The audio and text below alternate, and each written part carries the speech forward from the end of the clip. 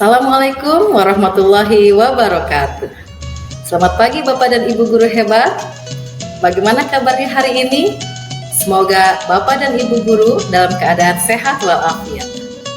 Pada kesempatan ini, saya akan melanjutkan menjelaskan mengenai materi 2 tentang jika aku menjadi kamu.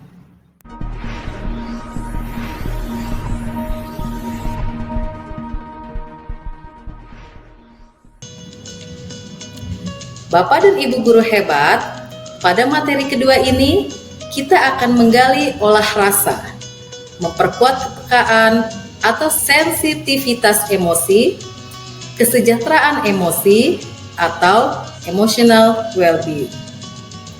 Sebelum memulai kegiatan, Bapak dan Ibu guru perlu mempersiapkan infokus di kelas. Selanjutnya, pelaksanaan kegiatan ini diawali dengan menonton video dari YouTube yang dibuat oleh UNICEF. Berikut adalah videonya. Silakan Bapak dan Ibu guru dan peserta didik untuk menontonnya hingga selesai.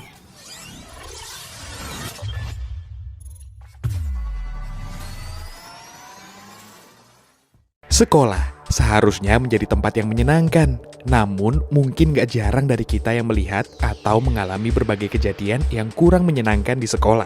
Seperti dihina karena bentuk tubuh maupun warna kulit, hingga disebarkan aibnya di media sosial. Kejadian ini, apalagi yang dilakukan secara berulang-ulang, disebut dengan perundungan atau bullying.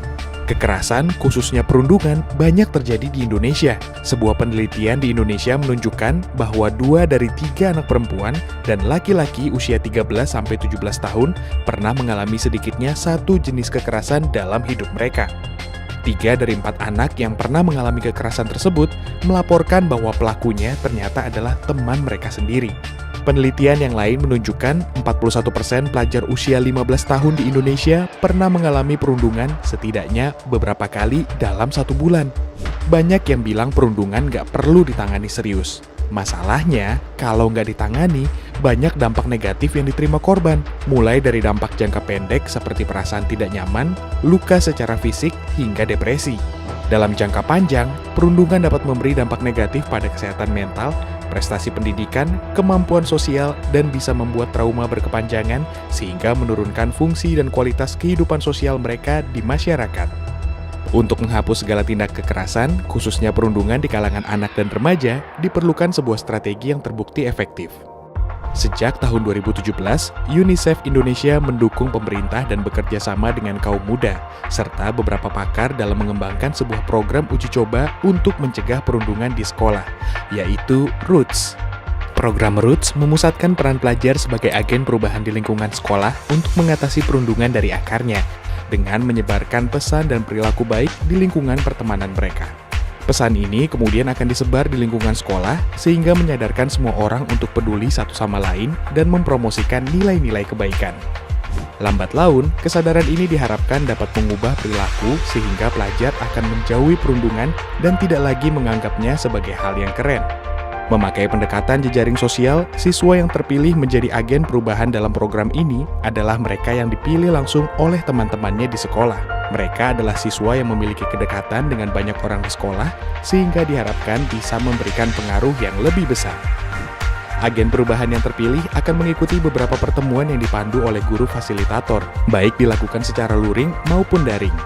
Untuk mencegah perundungan di sekolah melalui rangkaian pertemuan Roots, agen perubahan diajak untuk mengembangkan berbagai kemampuan seperti bekerja sama, membangun hubungan yang sehat, kepemimpinan, kreativitas, dan menginisiasi aksi nyata di sekolah untuk menyebarkan kebaikan dan sikap anti perundungan. Program uji coba ini melibatkan remaja SMP di wilayah Sulawesi Selatan, Jawa Tengah, dan Papua Barat.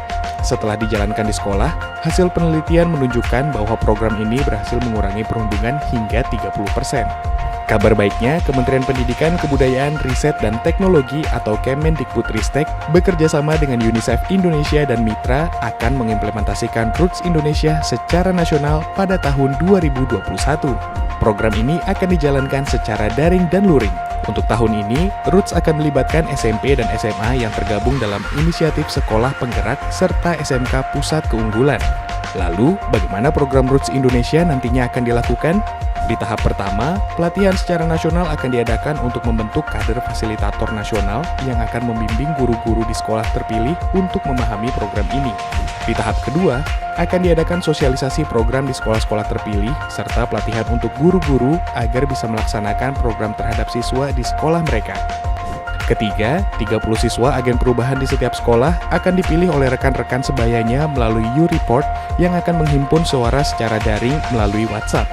Di tahap keempat, agen perubahan akan mengikuti beberapa pertemuan interaktif bersama fasilitator guru. Di akhir program, diharapkan semua sekolah yang terpilih mengikuti program akan menginspirasi sekolah lain untuk ikut mencegah perundungan. Seharusnya, pelajar nggak lagi menganggap perundungan sebagai sesuatu yang boleh dilakukan atau didiamkan. Kita berharap pelajar bisa menjadi pelopor perubahan positif di sekolahnya. Mari sebar kebaikan, mari kita dukung pendidikan di Indonesia yang bebas dari kekerasan melalui penguatan profil pelajar Pancasila. Untuk mengetahui lebih lanjut tentang Roots, simak terus informasi yang tertera pada media sosial cerdas berkarakter Kemendikbudristek.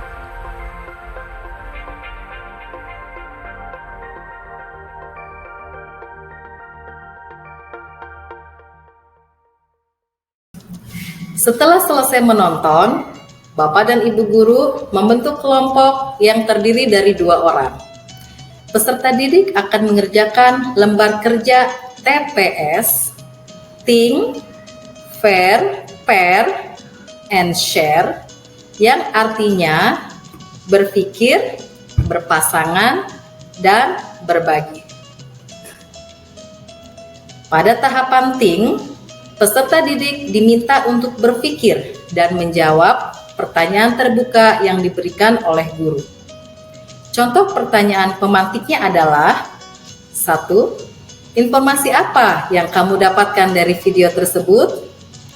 2. Apabila kamu menjadi salah satu dari mereka yang diminta untuk memberikan komentar, apa yang akan kamu lakukan? 3. Mengapa video tersebut dibuat? Apa tujuannya? 4.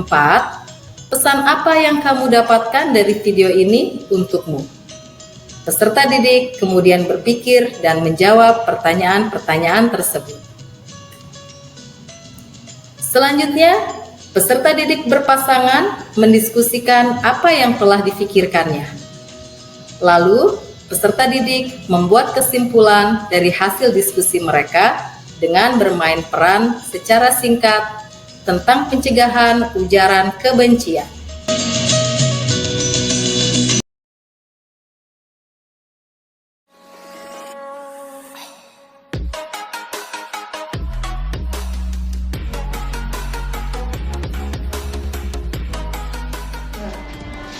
Aku mau cerita deh. Cerita apa? Ini soal teman ya. Waktu SMP tuh, tapi sekarang aku rasain gitu. Aku ada teman namanya Aisyah nih. Teman-temannya tuh sering banget gitu ngeledekin dia. Dia tuh dibilang sok kaya lah, sok alim, terus dibilang sok cantik. Ternyata tuh saya rasain sendiri sekarang gitu. Bingung aja, kayak lama-kelamaan agak tertekan gitu. Pernah nggak sih ngadepin kayak gitu? Cuek aja sih sebetulnya mah. Kalau yang kayak gitu tuh, kalau saya tuh yang kayak gitu nggak usah dipikirin orang mau ngomong mau apa, itu kan mulutnya dia. Yang dikuatkan tuh hati. Jadi kalau misalkan ada orang yang ngomong kamu sok cantik, udah dipede-pedein aja meskipun kamu cantik. Tapi gimana ya? Harus rasa cantik, udah gitu aja. Itu teman yang ngomong ke kamu itu kan bukan teman akrab buat indahnya, tapi pastinya dia punya teman akrab kan. Nah, teman akrabnya itu mungkin ada yang indah kenal dekat. Ngomong aja sih, tiba ngomong kayak gini, tolong sih bilangin sama teman kamu tuh, saya tuh nggak nyaman kalau dia tuh ngomong misalkan saya so cantik lah apalah, tiba gitu doang. Kalau dia yang ngerti, ya mestinya nggak terjadi gitu. Kalau misalkan masih tetap begitu, kamu tuh harus kuat. Karena tidak bisa semua orang itu sesuai dengan keinginan kita. Tinggal kita yang harus bisa menyesuaikan dengan keadaan. Nih kalau misalnya temennya udah diomongin, nggak ngefek. Kalau di sekolah kan ada wali kelas, ngobrol aja gitu. Kalau misalnya wali kelas bisa diajak ngobrol, ya oke, biar beliau nanti yang menyampaikan. Kalau kamu merasa belum bisa deket ngobrol sama wali kelas, biasanya kan ada BK atau kelas siapa aja boleh deh, guru yang menurut kamu bisa nyaman diajak ngobrol. Kalau misalnya bukan guru nggak berani, ya teman yang menurut kamu bisa diajak cerita, terus dia bisa membantu untuk mencarikan solusi. Kayaknya bener, emang kayaknya harus menguatkan diri. Kita tuh harus benar-benar berani gitu, berani menyatakan kalau memang kita nggak suka dan kita nggak nyaman. Harus berani ngomong sesuatu yang menurut dia itu dia dalam tekanan gitu, supaya dia juga nyaman. Makasih ya Cek. Yang paling utama itu bagaimana menguatkan mental, pikiran kita, supaya ya sudah gitu tuh, kalau ada pembulian kita nggak menghindari. Kalau sudah terlanjur dibully, ya udah hadapi. Orang tuh mau ngomong itu kan suka-suka dia, kita harus kuat mental. Bukan berarti kemudian kita terus jadi membuli orang, ya jangan gitu. Upayakan gimana caranya menghilangkan pembulian, tapi kita juga harus siap ketika dibully sama orang. Setelah itu, peserta didik berbagi dengan seluruh kelas tentang diskusi mereka. Peserta didik secara sukarela menyampaikan dan menampilkan kesimpulannya dengan bergiliran. Berikut adalah contoh lembar kerja yang diberikan kepada peserta didik. Bapak dan Ibu guru hebat, tetap semangat dan terima kasih.